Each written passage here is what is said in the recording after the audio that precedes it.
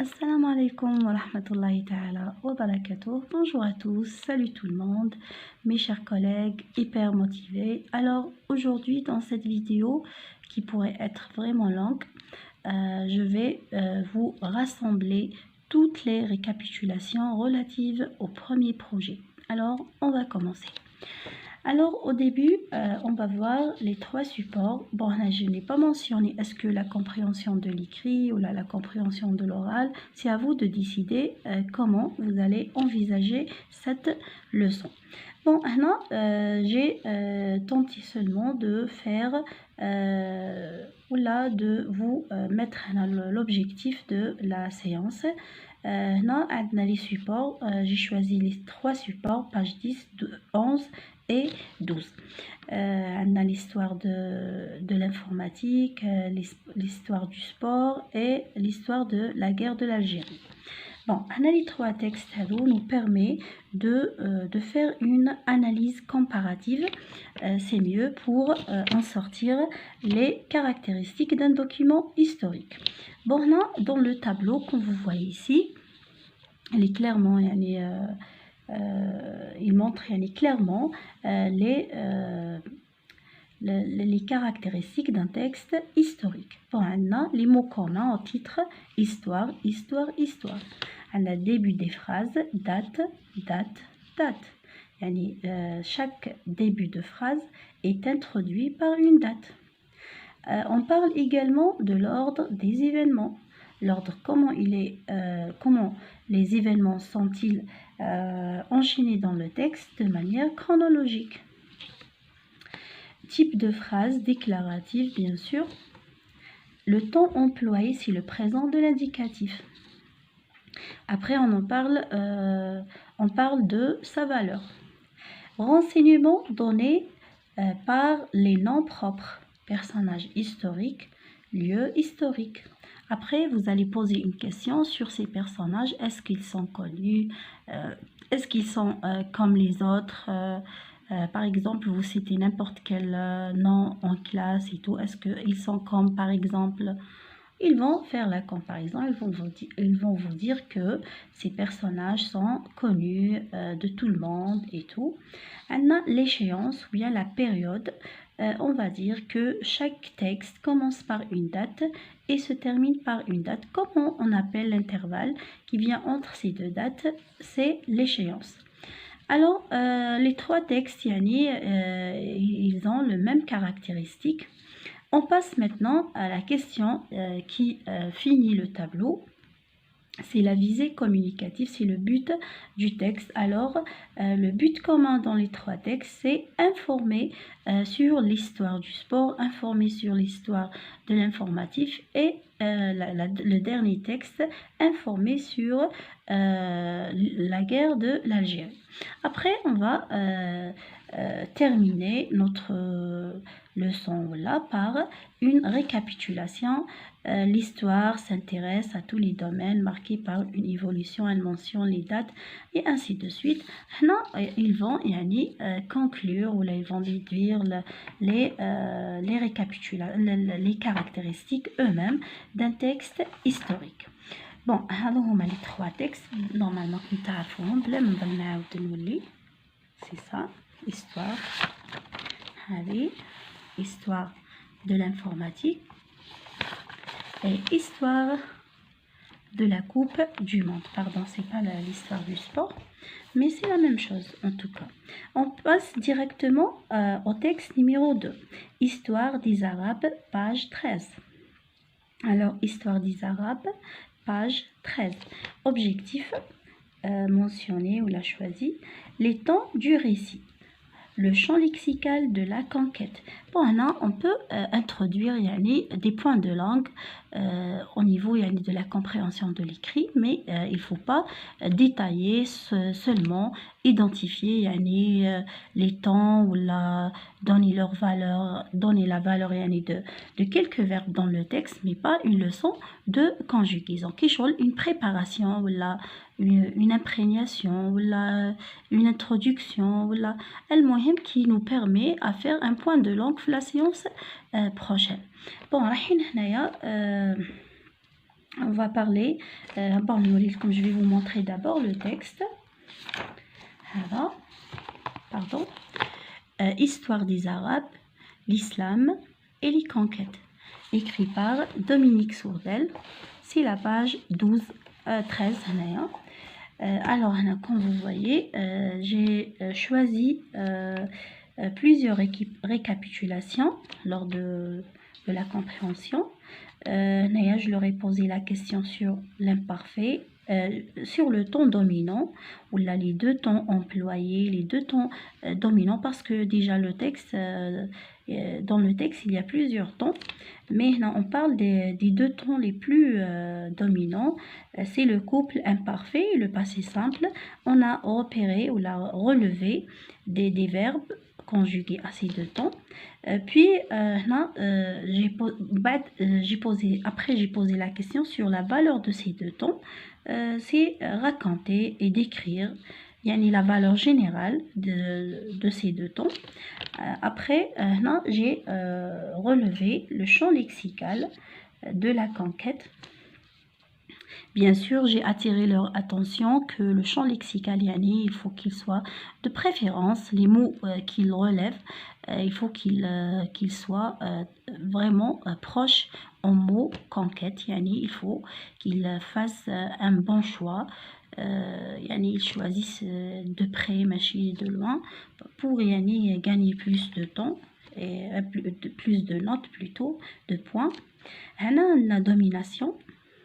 À conquérir, s'empara, les troupes vainquées, envahissaient plutôt, lieutenant. J'ai choisi aussi, c'est à vous de choisir entre celle-là ou celle-là, ou bien si vous avez le temps, vous pouvez faire les deux. Alors, dans la récapitulation, on va prendre comme par exemple, qui c'est la situation de communication.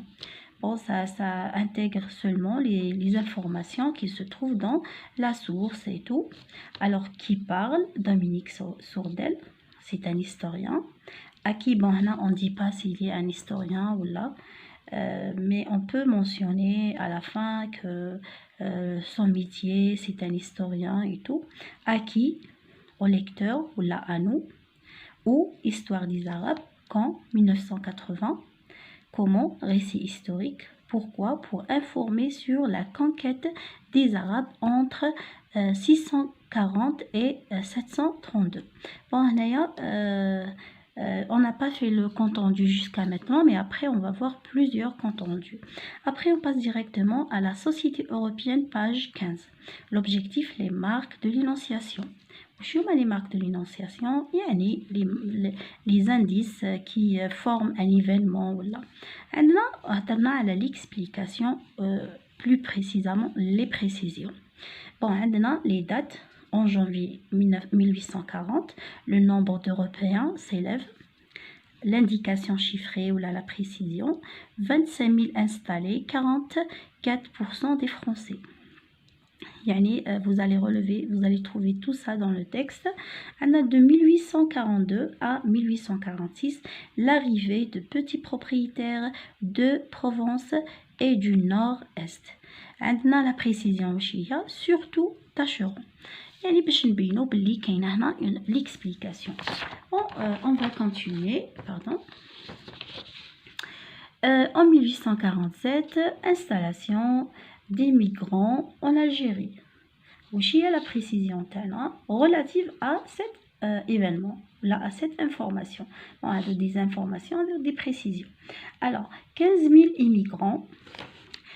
Après la guerre franco-allemande de 1870, l'offre des terres aux habitants d'Alsace-Lorraine, 100 000 hectares, c'est la précision qui explique qui détaille cette information. Ça nous permet de les supprimer après lorsqu'on fait le compte rendu objectif. On va terminer par une note. Dans un texte historique, on explique des thèmes en donnant des précisions. Donc, on a le compte rendu objectif. Mahfouz Kaddash. Dans son texte, la Société européenne d'Algérie, extrait de son ouvrage La conquête coloniale, s'intéresse à la société européenne d'Algérie post-coloniale. Dans ce texte, Mahfouz Kaddash fait remarquer que la colonisation fut la cause évidente de l'arrivée en Algérie de colons européens. D'après lui, quelques dates repérées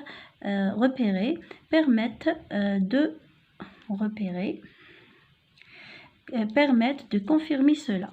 En 1840, déjà, 56 des Européens établis dans les grandes villes n'étaient pas français.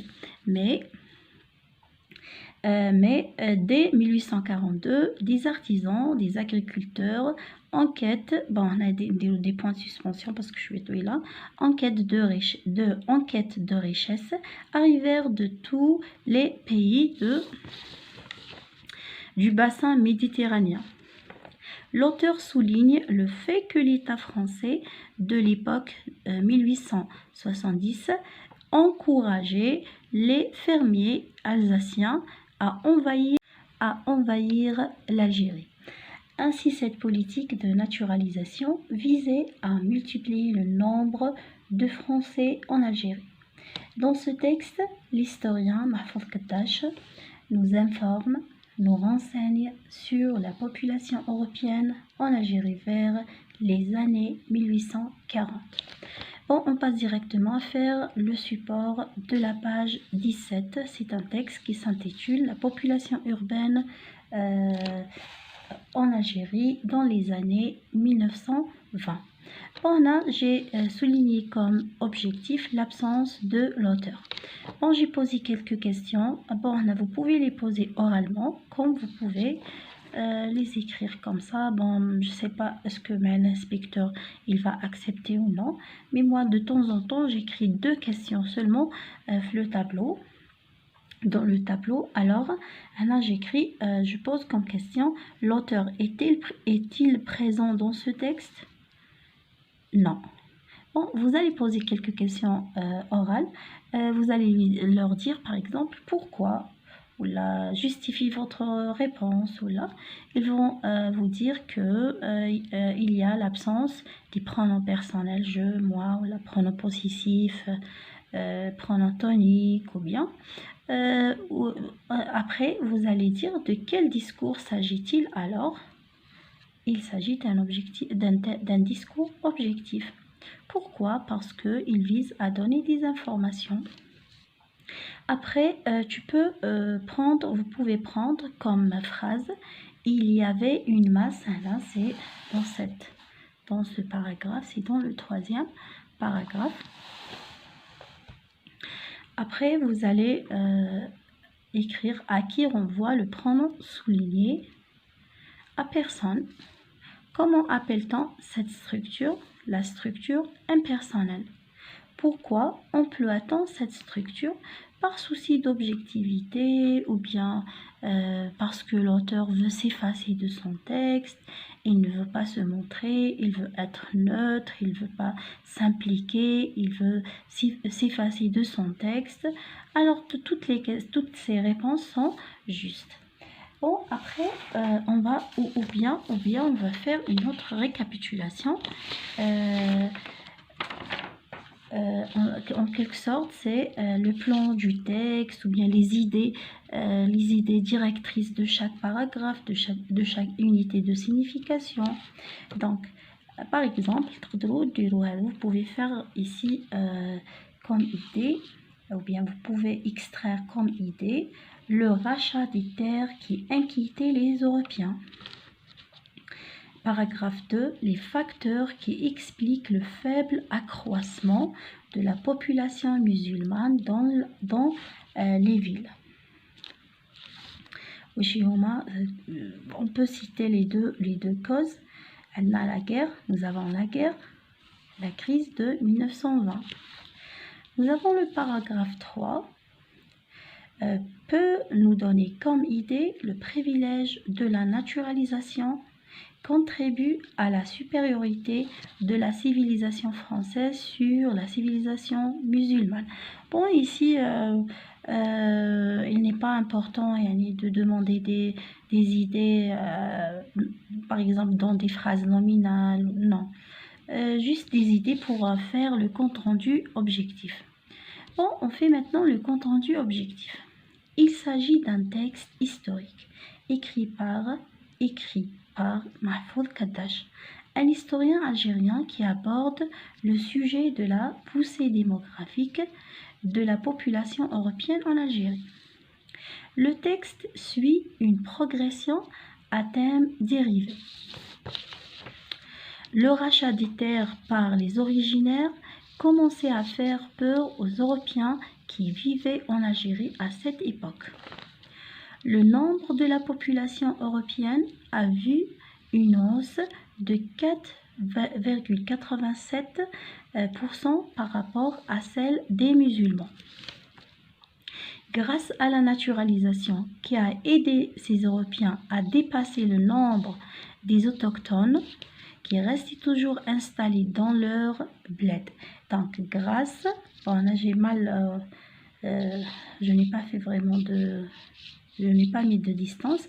Donc, grâce à la naturalisation qui a aidé ces Européens à dépasser le nombre des autochtones qui restaient toujours installés dans leur bled. On termine ainsi. L'auteur, pour informer, il s'efface de son texte en utilisant le pronom indéfini on ou la tournure impersonnelle. Alors, bien sûr, on n'a pas le pronom indéfini on ne l'a pas fait dans ce texte, mais on peut par exemple parler ou bien revenir en arrière sur le texte la Société européenne d'Algérie et on va demander à nos élèves à qui renvoie le pronom indéfini on. Ils vont bien sûr tenter plusieurs fois et si ils ont arrivé à retrouver la réponse, c'est les Français qui travaillent dans les préfectures de la métropole, ou là on peut dire les Français. Après on va leur dire que pourquoi on a employé le on et la tournure impersonnelle. Ça permet à l'auteur de s'effacer de son texte, de ne pas s'impliquer, par exemple d'être objectif. Tout ça, ce sont des réponses justes. On passe directement à faire mathématiques et astronomie. C'est un texte dans la séquence 1, mathématiques et astronomie.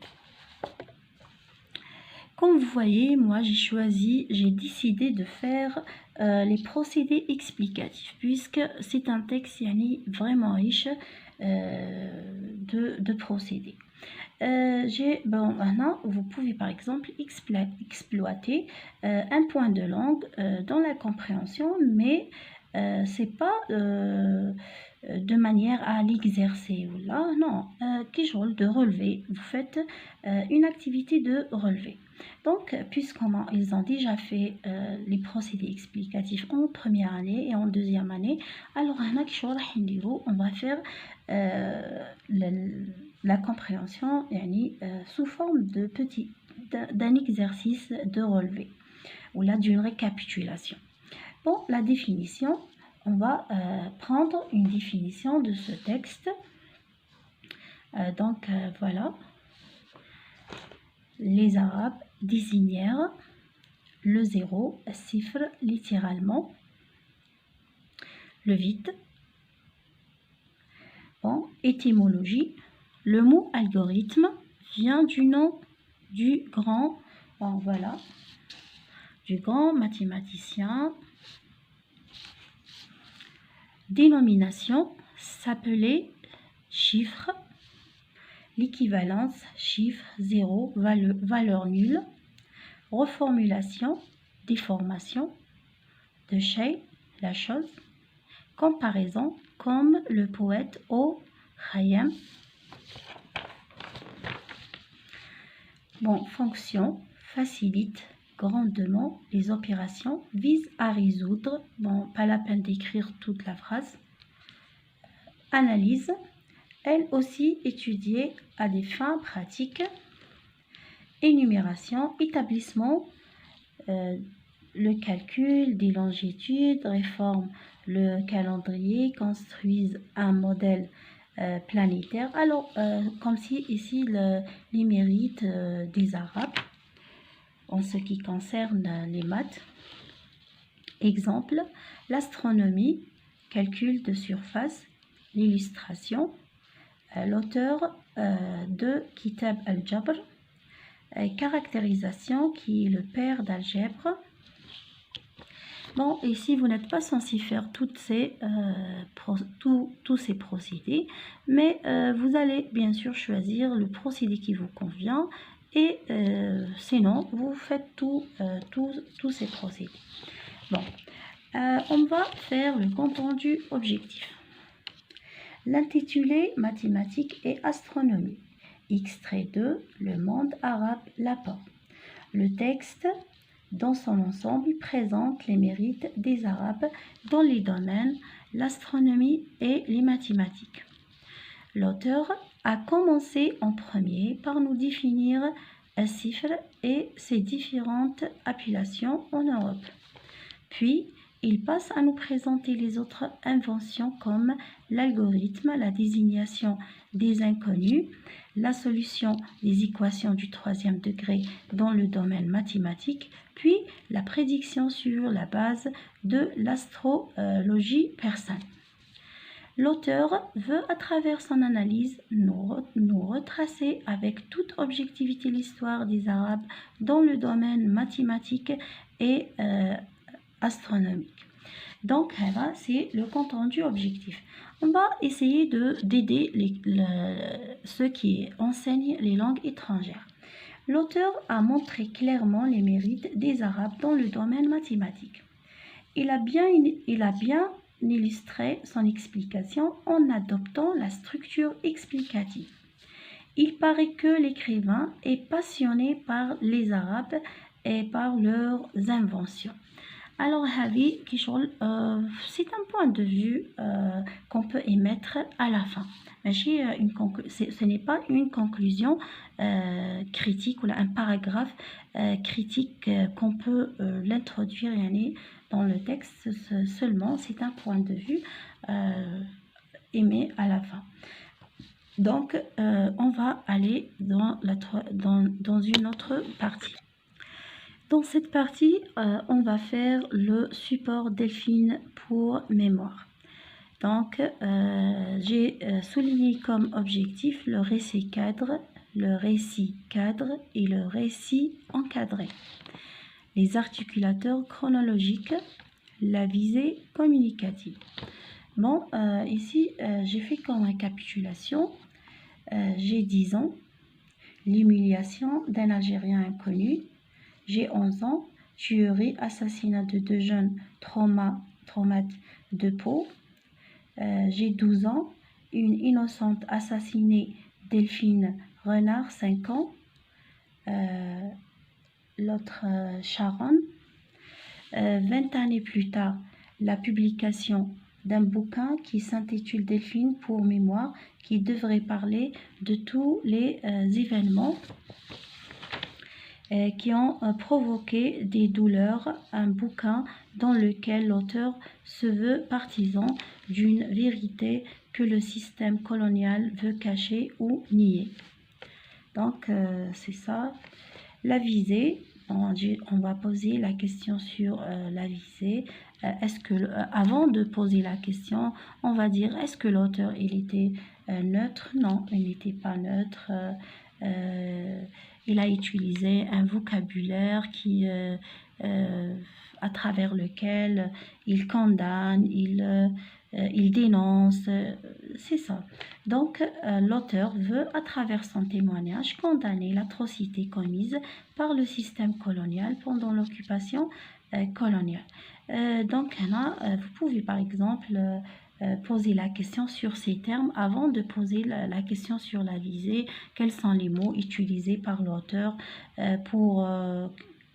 qui montre par exemple sa position vis-à-vis de l'occupant ou là. Ils vont faire sortir ces mots et vous allez poser la question de la visée. Bon, après, vous pouvez poser la question, la présence de l'auteur. Bon, c'est pas,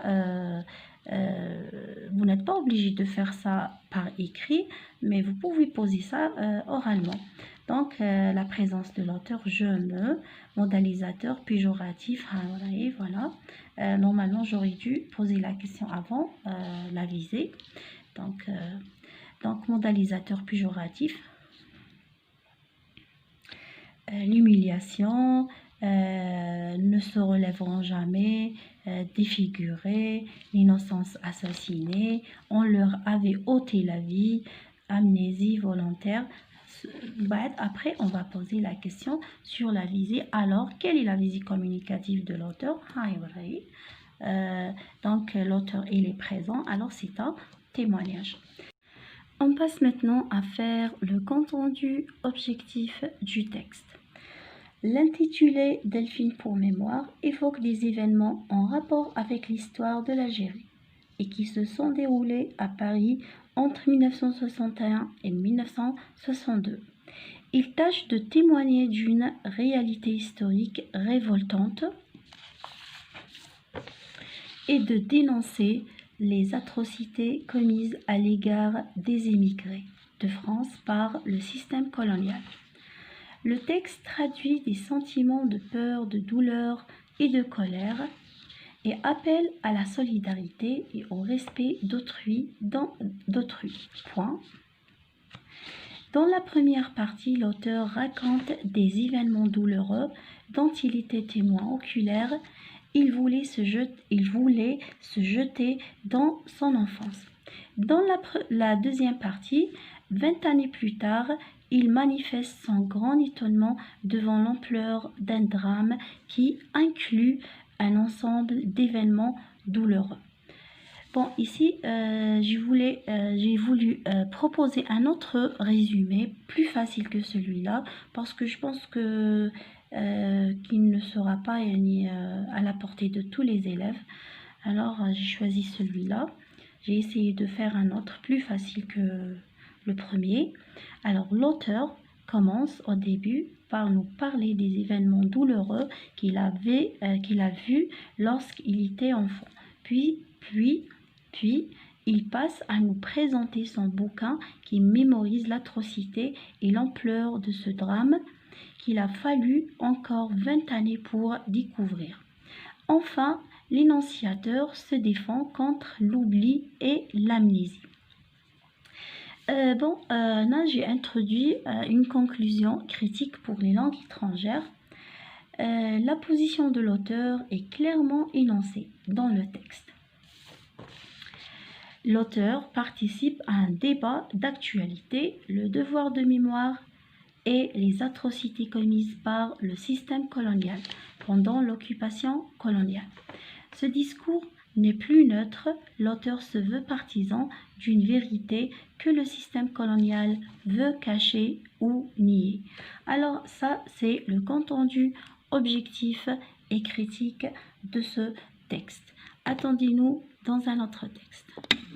Alors, comme vous voyez, on va faire en principe le 1er novembre à Khanchla, qui a été rapporté par Mahfouz Kaddash. Objectif, les caractéristiques d'un témoignage historique, la nature de l'auteur, bien le statut de l'auteur. Comme vous voyez, dans le texte, il y a deux situations de communication, interne et externe. Alors, on doit effacer cette confusion et montrer qui raconte, qui parle et tout, c'est important. Alors, on va poser comme question, l'auteur est-il présent? Oui. Alors, par l'emploi de nous et de je. Que raconte-t-il? Un événement qui a vécu et vu. 3. Qui a écrit ce texte? L'écrivain Mahfouz Kaddash. Est-il le même qui a vécu l'événement? Non. Alors, la conclusion, Sen Boubekir c'est le témoin, Mahfouz Kaddash c'est l'historien qui a rapporté le témoignage. Et là, on a pu faire la différence entre l'énonciateur qui dit je et entre l'écrivain qui rapporte l'événement. On peut même par exemple faire comme situation de communication, situation 1 qui parle à qui ou et deuxième aussi, et on va faire la différence. Bon. Le compte-rendu objectif. Le texte en cours d'examination est un témoignage rapporté par le grand historien Mahfouz Keddash, tiré de son livre le 1er novembre à Khanchla, dans Récit de feu. Ce texte comporte 4 paragraphes. Il parle de la participation de Salm Boubakar dans les préparatifs du 1er novembre. Le témoin rapporte que la Abbas revint de Batna le 29 octobre 1954 après une réunion avec Ben Boulaïd et Chiani, puis il nous parle de la réunion pour l'examination de 2 tracts. L'énonciateur décrit l'émotion des présents due à l'annonce de l'arrivée du grand jour et il ajoute que les opérations armées auront lieu simultanément dans toute l'Algérie la veille de ce jour-là. L'auteur Mahfouz Keddash veut à travers son texte nous rapporter un témoignage sur les préparatifs du 1er novembre 1954. Bon, je voulais seulement attirer votre attention sur une chose. Alors là, dans le texte de 1er novembre, on doit montrer à l'élève que ça c'est un paragraphe parce que même c'est une phrase, puisqu'il commence par un vide, alors c'est un paragraphe et comme ça il va connaître des autres choses. Donc voilà, on va faire un autre texte. Un autre texte, toujours avec le témoignage historique, mais d'un autre genre, Histoire du 8 mai 1945. Objectif, la visée communicative, les verbes de déclaration. Comme j'ai dit, on va faire seulement des récapitulations et tout, on ne va pas faire des activités bien sûr. Alors ici, l'auteur dans son texte nous informe d'un événement, lequel ? 8 mai 1945. Vous pouvez poser ces questions oralement comme vous pouvez écrire quelques questions importantes. 8 mai 1945. Il introduit des dires, comment on les appelle? Des témoignages. Par quels verbes sont-ils introduits? Avoir, témoigna, non, c'est pas témoignage. Témoigna.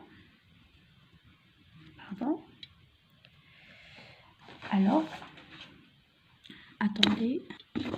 Pardon pour les ratures et tout, parce que moi, je ne peux pas réécrire 2 fois et je manque un peu de concentration. Comme vous voyez, j'ai plusieurs choses à faire. Alors avoir, témoigna. Comment on appelle ces verbes? On les appelle des verbes de déclaration. Donnez d'autres qui expriment la même chose. Dire, confier, déclarer, expliquer. Pourquoi emploie-t-il ces dires? Pour certifier, authentifier, vérifier. Authentifier la véracité de cet événement. Alors, quelle est la visée communicative de ce texte? C'est certifier, authentifier la véracité du 8 mai 1945. Bon, on va voir ici le compte-rendu objectif. Le texte soumis à l'examination est un récit historique écrit par l'historien algérien Ami Yousfi, tiré de son ouvrage qui s'intitule L'Algérie en marche, paru dans les éditions Enal en 1983. Le texte dans son ensemble parle des massacres de 8 mai dans le nord constantinois. L'auteur, dans son écrit, raconte que les Algériens, ici les Algériens avec A majuscule, parce que ici on parle des personnes, ce n'est pas un adjectif. Donc que les Algériens sortent le 8 mai 1945 pacifiquement dans la rue pour demander leur liberté. Il rapporte des témoignages, là il introduit des témoignages qui certifient et qui montrent la violence des Français contre les sédifiants, qui envahissent la ville selon F. Farhat Abbas. L'auteur souligne que les fusillades ont éclaté et la violence contre les Algériens augmente rapidement. La mort sème l'horreur en pleine ville. L'auteur veut, à travers ces informations, dénoncer la cruauté de la France. Bon, cette conclusion, elle est facultative, elle n'est pas obligatoire. Alors, comme vous voyez, Femmes algériennes dans les camps, c'est le titre, ou bien c'est l'intitulé du support que nous allons faire maintenant. Je vais vous montrer le texte. Femmes algériennes dans les camps. Dans ce texte, on va faire principalement la description morale. Bon, dans ce texte, il y a une femme algérienne. Elle était détenue dans une prison qu'on appelle les camps noirs ou bien les camps de concentration. C'est là où on torture, on fait les exécutions sommaires. Alors, elle nous raconte l'ambiance des groupes et tout, la peur à la vue de l'homme à la cagoule. Comme vous connaissez, l'homme à la cagoule, c'est un homme qui se cache pour que les autres ne le reconnaissent pas, parce que c'est un Algérien qui travaille contre son pays. Alors là, comment vous allez faire l'objectif? Bien sûr, à travers les questions, à travers la note qu'on tire vers la fin. C'est ça. Bon, les questions à dos, vous n'êtes pas obligé d'écrire, par exemple, lorsqu'il s'agit d'une séance de compréhension, vous pouvez écrire seulement une question. Mais par exemple là, moi je n'ai pas écrit si c'est une évaluation formative ou bien parce que dans l'évaluation formative, on peut écrire des questions. Dans l'évaluation certificative aussi.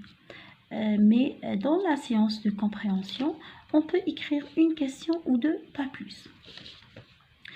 La narratrice raconte, bon, vous pouvez poser ça oralement. La narratrice raconte qu'elle passe avec les autres détenus des bons moments, citez un ou deux de ces moments.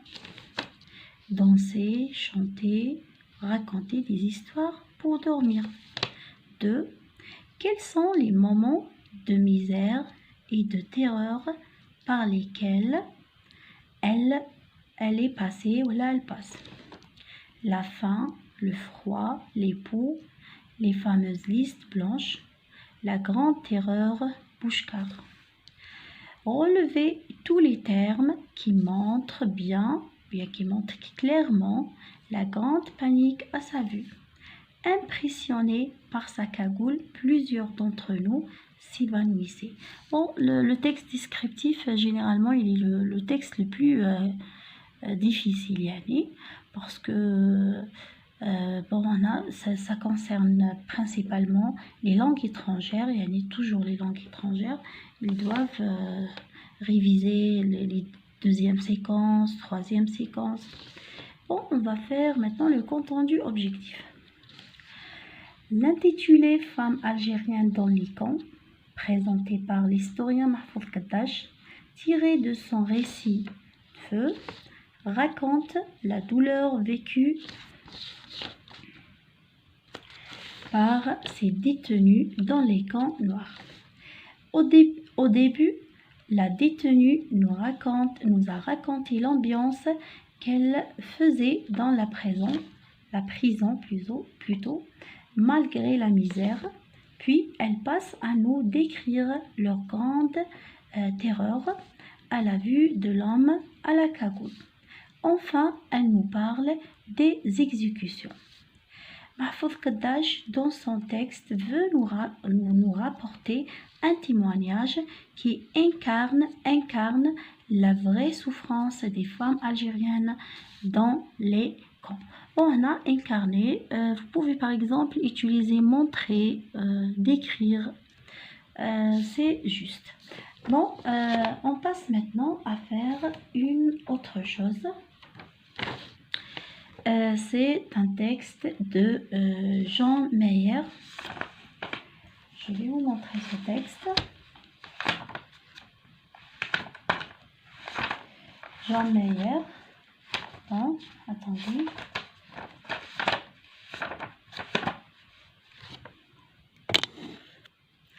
Alors, comme vous voyez, on va faire un texte qui n'a pas un titre, écrit par l'historien G. Mayer, esclave immigré. G. Mayer, esclave immigré. Bon, moi j'ai choisi la structure chronologique, l'axe de temps. Bon, tu mets comme ça, vous mettez une flèche, après vous essayez de la découper et de repérer les dates principales et les événements qui correspondent à chaque date et vous essayez de faire ce schéma. Bon, après, à travers ce schéma, on fait le compte rendu de ce texte. Le texte présent et son titre. Bon, là, si vous voulez, je lis les récapitulations. C'est 15e siècle, la naissance de l'esclavage. D'abord, peu nombreux, puis propagation du phénomène. Au début de... ici, c'est 15e. Alors, ici, 16, 17, je pense. 18. Alors, 17e normalement, livraison de 300 000 esclaves. Le texte présent est son titre, écrit par G. Mayer, extrait de son livre Esclaves et négriers, paru aux éditions Gallimard, collection découverte. L'auteur dans son texte s'intéresse à un événement historique important qui est la traite des Noirs au cours de l'histoire. Il note que ce phénomène est né au début avec le besoin des Portugais de financer leur voyage. Il précise qu'ils étaient peu nombreux, puis au XVIe siècle, le phénomène se propage. Enfin, il informe que 300 000 esclaves noirs étaient livrés en Amérique. On peut ajouter ici la date par exemple, 17e siècle. Alors, au 17e siècle, j'ajoute seulement 2 barres. 17e siècle. Bon, l'historien veut à travers, l'historien veut à travers son texte retracer l'histoire de l'esclavage. Bon, après, on passe à faire un autre type de texte. On va faire trois textes. Les 2 textes, on va leur faire seulement une récapitulation. Le dernier, on va lui faire un compte rendu objectif. Bon, nous avons ici l'analyse, objectif, l'intitulé « L'espoir des peuples colonisés ». Objectif, l'analyse, les relations de cause à effet. Récapitulation, 8 mai 1945, en Europe, en Asie, en Algérie. Bon, en Europe, la chute des positions allemandes, la retraite de Wilmecht, la reddition de l'Italie, pendaison de Mussolini, suicide de Hitler, la victoire des Alliés. En Asie, la capitulation du Japon. Pour être bref, c'est pas la peine de parler de Hiroshima et Nagasaki et tout.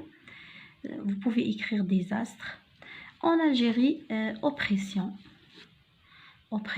des peuples algériens. Bon, vous pouvez même parler du synonyme de la chute.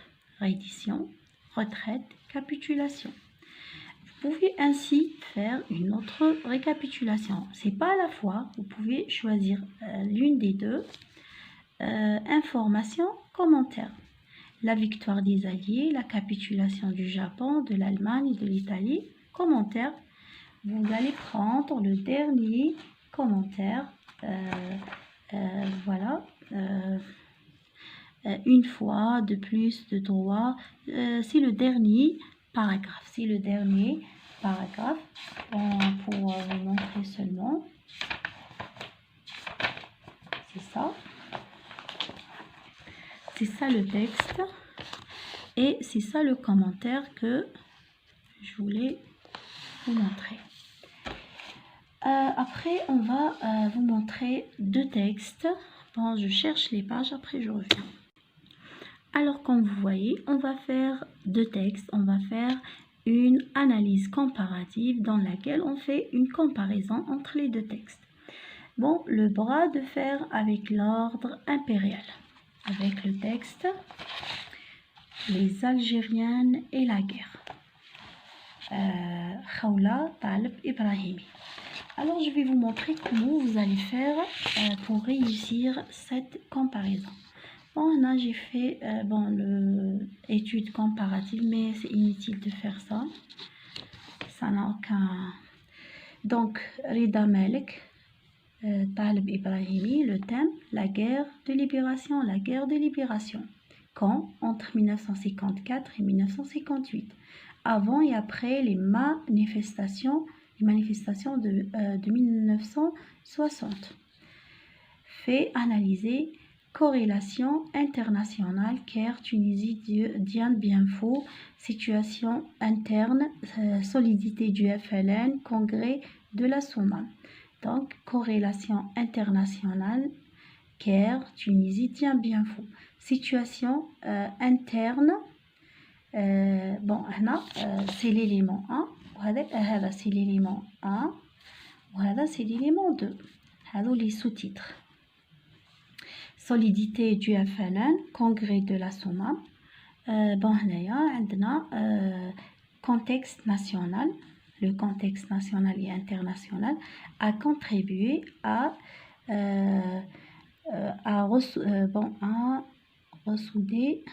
souder le peuple.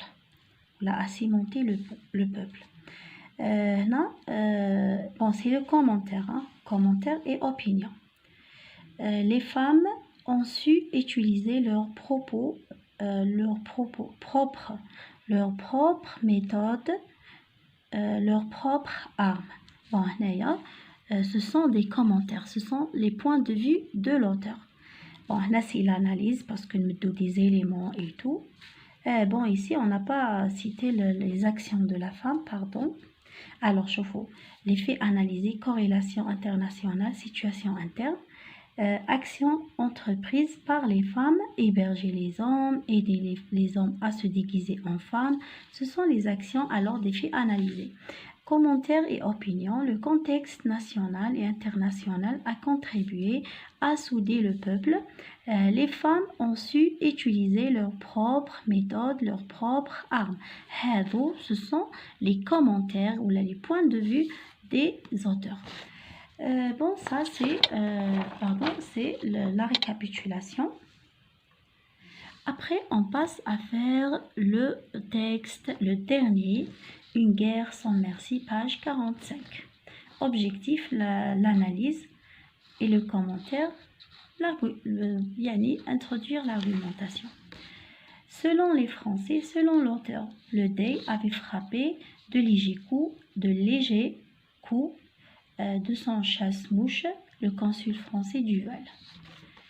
C'est la cause. Alors là, on peut mettre la cause de la conquête, c'est l'affaire de l'éventail, au lieu d'écrire tout ça.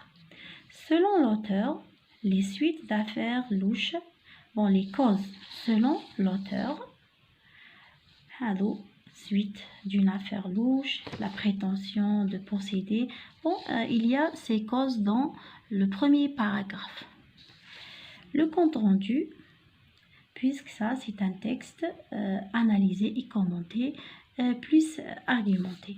Donc l'intitulé Une guerre sans merci est écrit par l'historien Mahfouz Kaddash. Le texte est un extrait de son livre La conquête coloniale et la résistance, paru chez les éditions Enal en 1988. Le livre, dans son ensemble, parle de l'histoire de l'Algérie de la conquête française jusqu'à la résistance armée. Au début, Mahfouz Kaddash montre au début que l'affaire de l'éventail n'était qu'un prétexte pour coloniser l'Algérie. Selon lui, les véritables causes étaient d'ordre économique, social, commercial, politique et stratégique. L'auteur note que dès le premier jour de la colonisation, les Français ont mené une guerre sans merci contre un peuple isolé et innocent. Et pour démontrer l'horreur de cette guerre, on a démontré, c'est l'argumentation, il a introduit plusieurs témoignages qui donnent plus de crédibilité à son argumentation. La crédibilité, c'est quelque chose d'authentique et tout. Par les explications qu'il fournit et les témoignages qu'il exploite, l'historien fait valoir son point de vue sur le fait ou l'événement. Alors, ça a été toutes les récapitulations. J'ai essayé de les faire. Inch'Allah ya'jiboukoum, et vous allez les mettre, les faire en classe. Je vous laisse. Salam.